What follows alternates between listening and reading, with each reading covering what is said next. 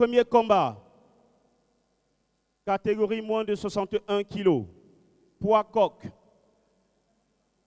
Nous avons pour la fondation Francis Ngannou, le jeune Djoudja Takam. Djoudja Takam. Djoudja Takam. Djoudja Takam qui fait son entrée. C'est son premier combat.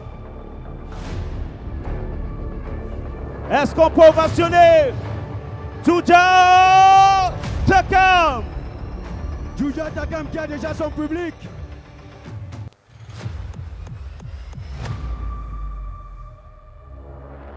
Son public. Il a exactement son public, mesdames et messieurs. Djoudja Takam. Nous rappelons qu'il vient de la fondation Francis Ngannou et c'est son tout premier combat. En commentaire ce soir, Paul de l'autre côté. Bonsoir Paul. Bonsoir Hiver et c'est un plaisir de se retrouver. Eh bien, le temps pour Djoudja Takam de nous rejoindre. Nous rappelons que s'il est gagnant ce soir, à l'issue de ce combat, il repartira avec 200 000 francs CFA. 200 000 francs CFA. En ce temps difficile au Cameroun, c'est le salaire d'au moins 4 personnes, ça. Et ça sera certainement avec plaisir qu'il rentrera à Batié, riche d'abord des 200 000 et sans doute aussi d'une première expérience en MMA dans une cage très... Encouragez les athlètes, s'il vous plaît. Chofo, Dylan, soutien, n'est-ce pas, de la team 360. Mesdames et messieurs, nous vous prions d'applaudir pour Chofo Dylan. Chofo Dylan. Chofo Dylan. Woo! On sent un public timide. Encouragez les boxeurs. Encouragez les athlètes, s'il vous plaît. Motiver suffisamment nos athlètes. Djoudja Takam pour la fondation Francis Ngannou et Chofo Dylan de la team 360. Il faut dire que Djoudja Takam fait partie directement de l'équipe qui s'entraîne à Batié. Et Chofo Dylan nous vient tout droit du centre, parmi les clubs qui sont les tout premiers à pratiquer du MMA au Cameroun. Il faut dire que son club, le 360, ou alors 360, est un club qui est transfuge de ce que nous appelons Ndandoum et Ibom. Ndandoum et Ibom basé en Kondongo, mais aujourd'hui, le club appelé 360 est plutôt basé du côté de Bastos, non loin de l'ambassade de Chine. Pour ceux qui ne les connaissent pas, c'est celui qui est en vert, qui semble le plus entreprenant, qui est Djoudja Takam. Et celui en rouge, c'est lui, Chofo Dylan, qui semble observer et organiser plutôt son combat sur le déplacement et des touches un peu plus techniques, on va dire.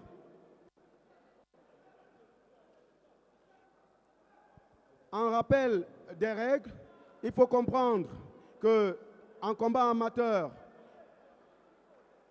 le sport dit MMA est un sport hybride où on verra tantôt les phases de combat debout, mais aussi des phases d'accrochage, donc des phases de lutte. Et en plus de ces phases de lutte, nous verrons des phases peut-être de sol, ça dépendra des techniques préparées par les clubs. Mais le combat de MMA, c'est un combat qui peut commencer debout pour finir au sol. Et dans l'attitude du jeune Djoudja, on voit la volonté d'utiliser lourdement sa main droite. Mais je pense que cette arme ne surprendra plus personne maintenant, puisque répété plusieurs fois, son adversaire a pris la mesure de la distance et du coup se retrouve de plus en plus éloigné du danger. À lui peut-être, il reviendra de travailler davantage pour rendre le combat plus attrayant. Il faut dire que Dylan Chofo, l'athlète que vous voyez en rouge, essaye d'utiliser un style plus intelligent, plus compact, ne pas balancer des coups, mais plutôt pointer, ce qui n'est pas interdit en MMA. On peut pointer en MMA et espérer gagner le combat au point, au finish, Mais la plupart des pratiquants en professionnel, moins en amateur, que nous observons, veulent finir le combat par KO. Mais la volonté de finir le combat par KO est une volonté simplement évidente, ce qui peut enlever un peu la surprise dans le jeu. Nous avons affaire ici à deux boxeurs apparemment droitiers, parce qu'ils utilisent la jambe gauche devant. C'est l'attitude des droitiers et ils ont décidé peut-être d'en découdre en striking. L'arbitre interrompt le combat. Fin du premier round.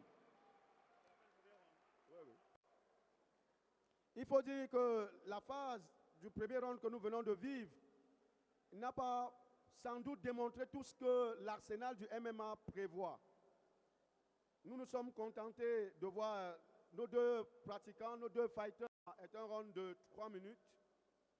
Et ils auront, si ça va au terme, 3 rounds de 3 minutes avec à chaque fois 1 minute de repos, qui est le moment pour se rafraîchir et prendre de nouvelles consignes du coin. Nous allons voir ce que le coin a apporté en plus dans cette deuxième reprise.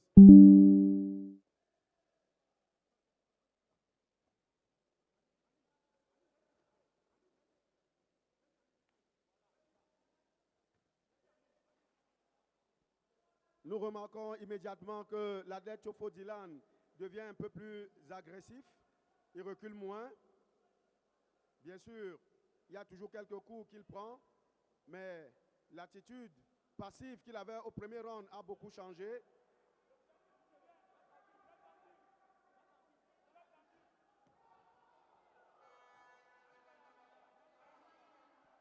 Et là, on a vu Djoudja qui essayait de pousser son adversaire à la faute en se rapprochant, en espérant sans doute trouver l'angle approprié pour finalement utiliser cette main droite qui ne trouve pas la bonne distance jusqu'à présent.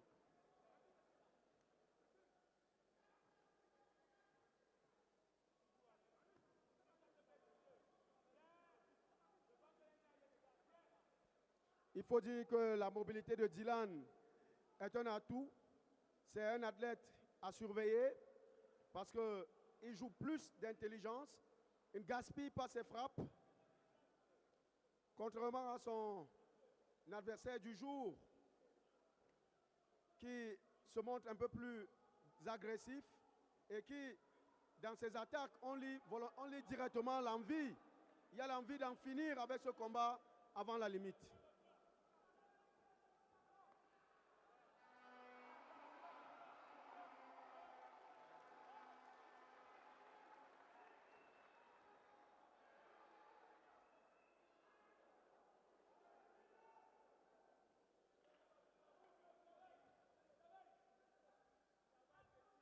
Nous avons deux athlètes qui, ma foi, semblent au même niveau et je félicite déjà les coachs pour le travail qui a été fait en amont et de proposer de vrais débutants parce qu'il faut dire que ces combats sont des combats amateurs et la qualité en striking, ne pas se jeter l'intelligence des deux athlètes rassure de la progression qu'on peut attendre d'eux d'ici 1 an ou 2.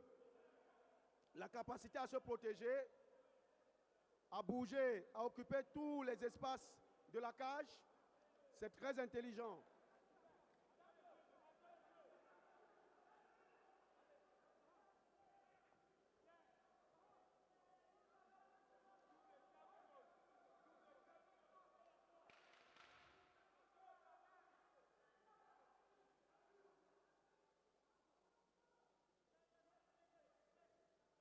Il faut dire que nos deux athlètes, veuillez encourager ces deux jeunes qui ont la lourde responsabilité d'ouvrir une soirée, ouvrir une soirée de cette.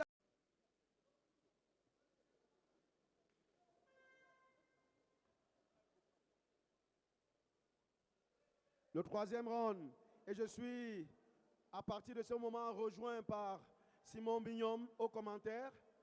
Je lui souhaite la bienvenue pour ce combat, le troisième round de ce combat qui est très tactique et où on a les jeunes qui respectent les consignes de leur coach, D'un côté, en vert, Djoudja Takam.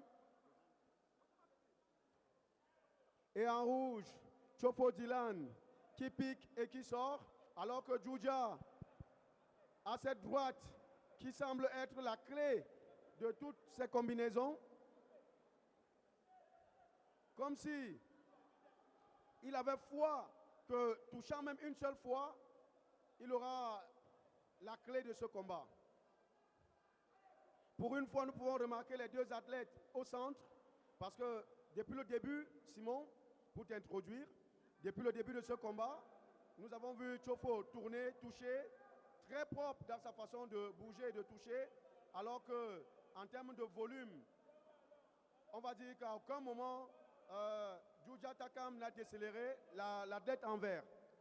Tout à fait. Bonsoir Pablo, bonsoir au public. Je trouve un combat assez intéressant de ces jeunes qui découvrent pour la première fois le MMA et l'octogone en réalité. Et ce que je constate, c'est un travail de réfléchi, un entraînement stratégique et aussi totalement bien fort. C'est-à-dire, je vais dire quoi, c'est des tireurs d'élite qui essayent, n'est-ce pas, d'appliquer forcément le game plan donné par leurs différents coachs.